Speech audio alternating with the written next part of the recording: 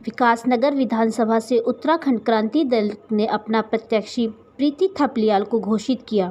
वहीं यह जानकारी प्रेस वार्ता के माध्यम से उत्तराखंड क्रांति दल के पदाधिकारियों ने दी। वहीं इस मौके पर सुरेंद्र कुकरेती, नरेंद्र कुकरेती और कई अन्य पदाधिकारी इस प्रेस वार्ता में शामिल रहे। जो हमने कैंडिडेट प्रत्याशी की घोषणा की है और संस्तुति के लिए जो है हमने जो संसदीय बोर्ड है उनके पास भेजा है और मात्र एक ही है तो इसका मतलब वो हो गए, है ना। तो आपका प्रत्याशी कौन है? प्रीति थपलियाल। तो ये यहाँ से विधानसभा का चुनाव है। हम विधानसभा मातृशक्ति को हमने जो है इस समय सम्मान दिया है। मातृशक्ति का उत्तराखंड राज्य बनाने में बहुत बड़ा योगदान रहा है, इसलिए सभी साथियों का। और मैं आपके संज्ञान में लाना चाहूँगा कि हमारे दो और थे इच्छुक यहाँ से लड़ने वाले। हमारे जो गुलेरी जी हैं, एक हमारे केंद्रीय उपाध्यक्ष हैं, हमारे शहर अध्यक्ष हैं सेमवाल जी, आपका भी निवेदन आया था।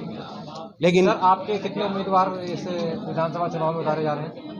इस विधानसभा चुनाव मतलब पूरे उसमें देखिए 70 के 70 विधानसभा में हमारे कैंडिडेट होंगे और वो लोग होंगे आयात नहीं कि हम देख रहे होंगे कि कौन किसको भाजपा से टिकट नहीं मिलता या किसको कांग्रेस से टिकट नहीं मिलता।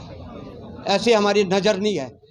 जिन लोगों ने उत्तराखंड राज्य के लिए संघर्ष किया है, जो उत्तराखंड क्रांति दल का सिपाही है, उसी को हम टिकट दे रहे हैं। और अभी हमने 16 कैंडिडेटों की घोषणा की है और ये जनवरी के प्रथम सप्ताह में फिर हम अन्य पूरे उसकी जो है घोषणा हम लोग करेंगे। जैसे सर अभी तक विगत सरकारें रही हैं, यूकेडी एक समर्थन का सिंबल रही है उन लोगों की सरकार बनाने में, क्या ये भी इस बार ऐसे ही होगा? नहीं, ऐसा देखिए, कुछ चीज़ें ऐसी होती हैं कि मजबूरी बन जाती है। अगर आपने राज्य को बचाना है, पहली बार आपका कहना बिल्कुल ठीक है, लेकिन वो स्थिति क्या थी कि जिस समय उनको भारतीय जनता पार्टी का जब कांग्रेस की सरकार आई उसमें हमारा कहीं समर्थन नहीं था।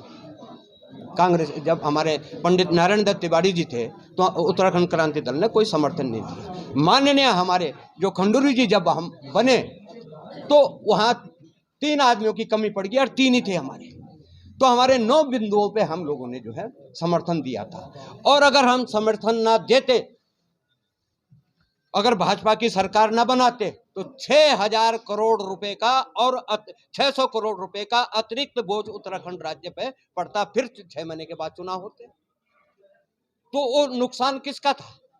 वो उत्तराखंड राज्य का था ना। आपने कोई मैनिफेस्टो बनाया है अपने आगामी चुनाव को? बिल्कुल बनाया है, जारी कर दिया है। कुछ पॉइंट्स बताइए सर। जैसे अब हमारा तो मेन ये है कि देखो पलायन को किस तरह से हम रोके। भू कानून 1950 लागू। अच्छा, ठीक है। अच्छा, ये बताएं कि आपको उत्तराखंड क्रांति दल ने विकासनगर विधानसभा से प्रत्याशी घोषित किया है जी। क्या कहेंगे? जैसे चुनाव सर पे हैं, क्या क्या मुद्दे रहेंगे? जनता का विश्वास कैसे जीतेंगे विकासनगर के आप? देखिए 1979 यानी 1979 से ये हम जो है उत्तराखंड आंदोलनकारी रहे हैं। उत्तराखंड आंदोलन में उत्तराखंड क्रांति दल का बहुत बड़ा सहयोग रहा है। ये बात कोई अछूती नहीं है कि हमने इस राज्य को अपने खून पसीने से सींचा है। हमारे खून की लड़ाई है ये कि जब हमने ये लड़ाई लड़ी, मातृशक्ति का हमारा बहुत बड़ा योगदान रहा है इसमें। 42 शहादतें हुई हैं। 2 हमारी मातृशक्ति थी, बेलमती चौहान और हंसाबेन, ठीक है, जिनकी शहादत की वजह से उत्तराखंड राज्य में मिला।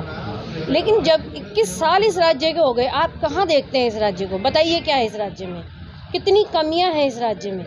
हम उन कमियों को हमेशा से पूरा करना चाहते थे और पूरा करना चाहेंगे।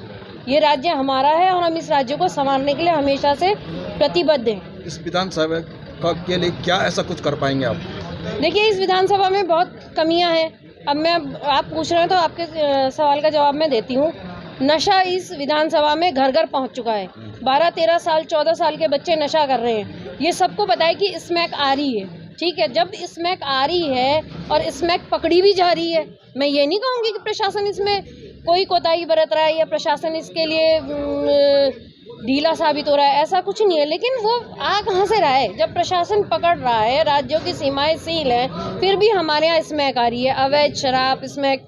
और एक बात मुझे शायद बोलते भी शर्म आ रही है कि छोटी छोटी बच्चियों से जो देह व्यापार कराया जा रहा है, इसमें भी कोई शक या दो राय नहीं है कि ये सब चल रहा है इसमें। तो मैडम, प्रशासन की मिलीभगत भी हो सकती है? देखिए, मैं नहीं कहूँगी इसमें कि ये प्रशासन की मिलीभगत है। प्रशासन दिन रात लगा है। प्रशासन लगा है, क्योंकि पुलिस वाले देखो, पुलिस वालों की घंटी बहुत ड्यूटी जो है उनकी 24-24 घंटे की ड्यूटी होती है, वो अपनी ड्यूटी पे मुस्तैद हैं, लेकिन स्वस्थ प्रशासन देंगे आप? बिल्कुल देंगे। ठीक, थैंक यू।